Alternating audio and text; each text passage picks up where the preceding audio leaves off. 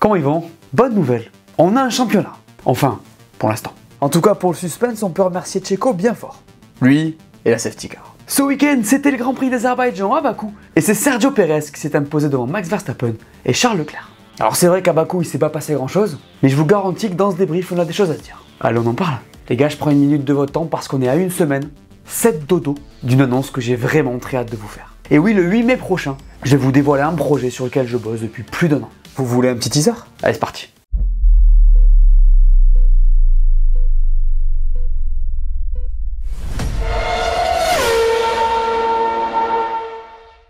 J-7 donc. Je ferai un tirage au sort parmi ceux qui devinent ce que c'est en commentaire, et le ou la gagnante recevra un petit cadeau. J'en dis pas plus. Si tu ne l'as pas encore fait, abonne-toi à la chaîne pour ne pas rater les prochaines vidéos et les nombreux projets qui arrivent. Lâche-moi ton meilleur pouce bleu et profite de la vidéo.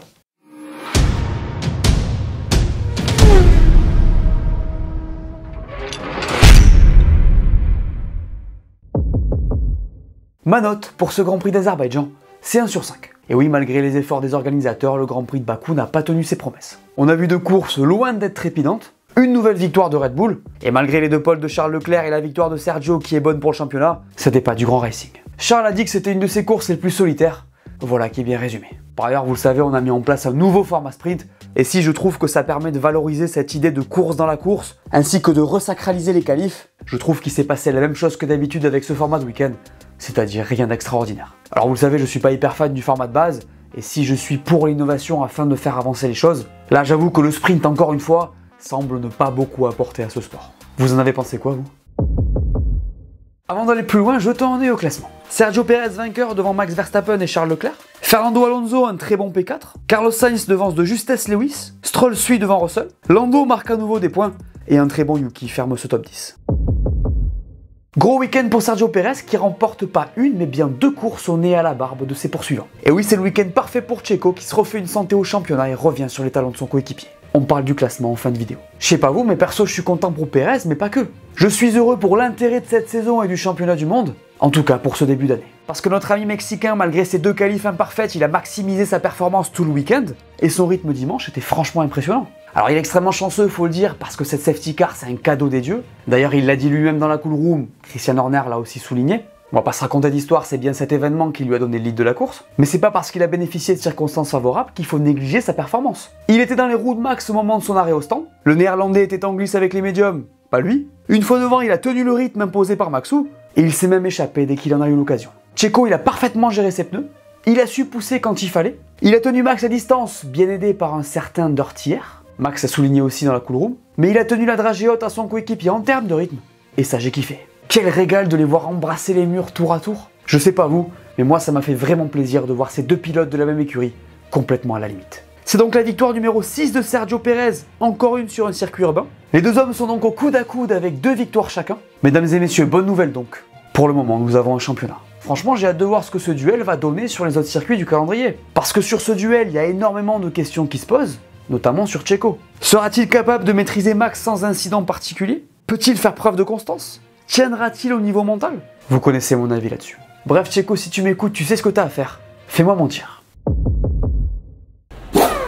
Charles Leclerc est de retour sur un tour. Pas une, mais bien 2 pole positions, s'il vous plaît. À Bakou, le monégasque a mis Ferrari en orbite, et ça fait plaisir à voir. C'était sa première pole depuis Singapour, c'est-à-dire il y a 8 mois, donc la confiance se prend. En course, il a fait son max pour aller chercher ce qu'il pouvait chercher, c'est-à-dire une P3 derrière ses intouchables Red Bull. Il a bien tenu ses pneus en claquant même des temps intéressants en fin de Grand Prix pour garder Fernando à distance. Il a su profiter des conditions favorables à Ferrari ce week-end au niveau pneumatique, donc la gamme choisie par Pirelli, le resurfaçage et les températures plus basses que d'habitude à Bakou. Et enfin, il a eu un week-end sans accroc. J'imagine que ses fans doivent enfin passer un moment correct en ce début de saison.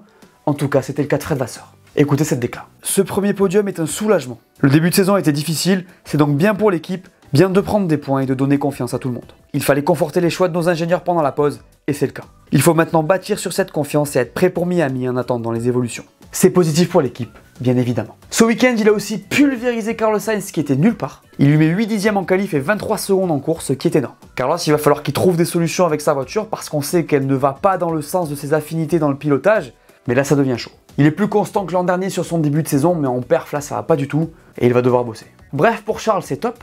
Dans la preview on avait parlé des rumeurs qui le voyaient partir. Faut croire qu'au final tout ce qu'il voulait c'était partir de la pole. Premier Grand Prix sans podium pour Fernando, mais quel dimanche! Et oui, parce que sur un circuit qui met en exergue le défaut principal de sa voiture, c'est-à-dire la traînée, l'Espagnol a surdélivré. P4 dans ces conditions devant une Ferrari et 2 Mercedes, c'est du très bon et des gros points pour son équipe. Le taureau des Asturies nous a gratifié un dépassement aussi splendide qu'inattendu sur Sainz pour lui piquer sa position. Il l'a mis dans la position où soit tu craches, soit tu te couches. Évidemment, ça a marché. Et dans le jargon, on appelle ça une soumission. Le gars est tellement à l'aise qu'il en arrive à proposer des réglages pour Stroll qu'il voit galérer dans ses rétros. Cet homme est omniscient. La Stone numéro 14, elle en avait encore dans les pneus à tel point que Fernand, il finit à seulement 8 dixièmes de Charles. Si Aston arrive à résoudre ce souci de traîner, ça va être intéressant cette histoire. Mais bon, je vais laisser Fernando résumer son week-end. Je pense que Ferrari a eu de la chance car ils avaient des difficultés lors du premier relais et ils n'avaient aucune dégradation en pneus durs. C'était néanmoins un week-end difficile pour Aston. On a été moins performant que lors des 3 premières courses sur un tour. On a eu des problèmes de DRS. Mais malgré ça, on est à moins d'1 seconde du podium. Dans tout ça, il fesse à nouveau son coéquipier qui reste loin derrière aux grandes dames de Jean-Michel Prédiction. Je vous avais dit que je voulais pas la jouer facile. Mais bon, faut espérer que Lens se reprenne après cette course compliquée. Je vous rappelle qu'il est globalement en difficulté sur les pneus et qu'il touche même le mur pendant ce GP. Bref, ce week-end, Fernando a continué à faire du Alonso. Petit top pour McLaren qui revient petit à petit dans le game. Les oranges, ils ont été bien sur à peu près toutes les sessions de ce week-end. Faire une double Q3 sur ce circuit avec une voiture qui génère beaucoup de traînées, c'est parlant. Donc c'est positif pour eux. Comme je vous l'avais expliqué dans la preview, ils ont amené une upgrade conséquente sur ce circuit avec pas mal de nouvelles pièces. Donc ce résultat valide leur travail. Après, les pilotes ont un peu tempéré ce gain de perf en disant que ça se sentait, mais que très légèrement. Norris a encore fait du gros job en marquant des points. Et si on pourrait penser que la safety car l'avait handicapé puisqu'il s'était arrêté avant, il a lui-même dit que ça n'aurait rien changé. A noter que de son côté, Piastri termine à la porte des points. Et je sais pas vous, mais je peux pas m'empêcher de penser qu'en ce début de saison, McLaren profite encore des déboires d'Alpine. Ils sont P5 et depuis 2 week-ends, ils marquent des points précieux quand les autres font 0. Ça vous rappelle quelque chose? Dernier point sur Yuki, parce que franchement, en ce début de saison, il régale. On le sent mieux au niveau du leadership, il a pris le relais de Pierre Gasly, et faut dire que c'est lui qui tient son équipe. Pour le moment, il a marqué 100% des points d'AlphaTauri, et c'est important de le souligner parce qu'à Bakou, c'était la 2e course consécutive où il marquait des points. Je sais pas vous, mais moi, le voir comme ça me fait surkiffer. Il fait un travail remarquable avec son équipe qui peut le remercier. Bref, il a enfin compris pourquoi il était là. Encore un week-end cauchemardesque pour Alpine. Et oui, parce qu'on s'était quitté sur cette image terrible en Australie. Pas besoin de vous rappeler que les pilotes se sont sortis ensemble alors qu'ils étaient dans le top 10. Le problème, c'est que là, on est encore sur un 0 pointé. C'est un week-end à oublier pour les Bleus pour qui rien n'a été. Là, on peut le dire, pour Alpine, ce week-end à Bakou, il coûte cher. Vous l'avez? Dès les premiers moments des seuls essais du week-end, la voiture de Pierre Gasly a pris feu. Les ingénieurs ont réparé, mais il a tapé dès la Q1. Le lendemain, il sort dans la même phase, reste loin pendant le sprint, et fait une course compliquée le dimanche. Pas étonnant quand tu ne tournes que 5 tours avant un Grand Prix. De son côté, Ocon a aussi pas mal souffert. Il fait P12 en qualif, mais renonce à sa position pour changer de setup et partir des stands. Sa course est compliquée puisqu'il ne pite pas et se retrouve à le faire dans le dernier tour. Ce qui aurait pu déclencher un drame. Et oui, vous l'avez vu, la FIA n'a pas attendu la fin du Grand Prix pour permettre aux photographes de se positionner devant le parc fermé. Ocon est arrivé pour observer son arrêt, et il y avait du monde sur la route. Il arrive quand même à 80 km/h là. Qu'est-ce que vous faites? Franchement, c'est chaud et j'espère qu'on reverra ce process. D'ailleurs, si vous voulez des précisions sur le job de celui qui est responsable de gérer les photographes, je vous invite à aller voir mon interview avec Pat qui parle de son vécu et de son job, c'est-à-dire exactement celui-là. Le podcast est aussi disponible sur les plateformes d'écoute, le nom c'est Radio Check Podcast. Allez voir. Mais revenons à l'équipe française qui est arrivée avec une multitude d'évolutions qui a priori n'ont pas vraiment porté leurs fruits. Alors ils ont eu un peu de roulage pour confirmer et le circuit n'est pas vraiment une référence, mais ça craint un peu et j'espère qu'ils arriveront à les exploiter. Pour le moment, c'est pas encore critique pour eux puisqu'il reste beaucoup de courses, mais il va vraiment falloir commencer à confirmer le potentiel de cette voiture.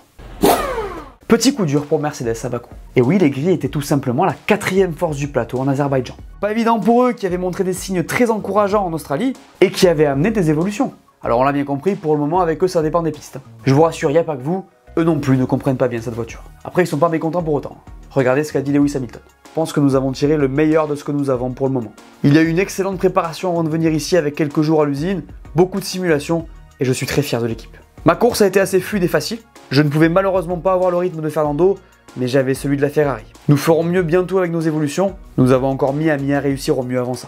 La mentalité de l'équipe est excellente, il y a un état d'esprit gagnant et tout le monde se concentre sur la progression et sur le fait d'arriver là où nous savons que nous voulons aller. On n'a pas le même Lewis qu'en début de saison, hein.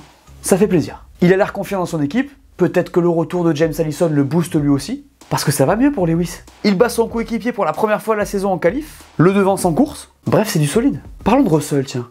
Pas un week-end facile pour lui, hein. Il sort en Q2 pour un rien, se fait remarquer pendant le sprint en bataillant avec Max, et un dimanche assez décevant. J'avoue, avec Verstappen, ça m'a fait kiffer de les voir se battre comme ça, là. Et je sais pas vous, mais moi, quand ça se prend la tête comme ça dans le parc fermé, là, ça me régale. J'aime quand ça se pique en interview. J'aime quand ça se lance des noms d'oiseaux après ce genre de bataille. J'aime quand c'est fade. Non. Bref, j'ai été content de voir un peu de drama dans ce monde où la listée domine. Dites-moi ce que vous en pensez de l'incident Russell-Verstappen, tiens. Ça m'intéresse. Bref, un week-end pas simple pour Marco, qui devra s'en remettre à Miami où de nouvelles évolutions sont censées arriver. Mon dernier flop aujourd'hui, c'est Nyck de Vries. Parce qu'il nous fait un début de saison terrible. Il se fait manger par Yuki et dès qu'il y a un obstacle, il se prend les pieds dedans. Perso, je pensais qu'il arriverait à répondre aux défis proposés par son coéquipier assez tôt. Force est de constater que c'est loin d'être le cas. Ce week-end, il fait des erreurs systématiquement. Il sort en Q1 sur un carton. Il clip sa suspension pendant la course. Tout ça pendant que Yuki marque des points. C'est très compliqué pour le pilote néerlandais qui va devoir agir très vite. Sinon, on pourrait rapidement commencer à entendre des rumeurs comme quoi il va être remplacé. Je vous rappelle qu'il a un contrat Red Bull et que même pour AlphaTauri, Helmut Marko n'est pas là pour rigoler. Lors du dernier débrief, je vous avais demandé si vous pensiez que la FIA avait bien fait de sortir le dernier drapeau rouge à Melbourne, et vous avez répondu. Toi Maxime, tu nous dis, à mon avis le deuxième drapeau rouge est justifié car comme tu l'as dit, sécurité avant tout. Par contre, j'aurais préféré voir un départ lancé pour éviter les carambolages causés par les opportunistes du dernier tour. Il est évident que ceux derrière n'avaient rien à perdre sur ce dernier restart et allaient tenter n'importe quoi sachant qu'il restait un tour. Je prends note de ton point, mais faut dire que le standing start avec le soleil dans les yeux, c'est pas la plus grande sécurité. À méditer. Ben, il en pense quoi? Je pense qu'ils ont malgré tout bien fait de sortir le drapeau rouge.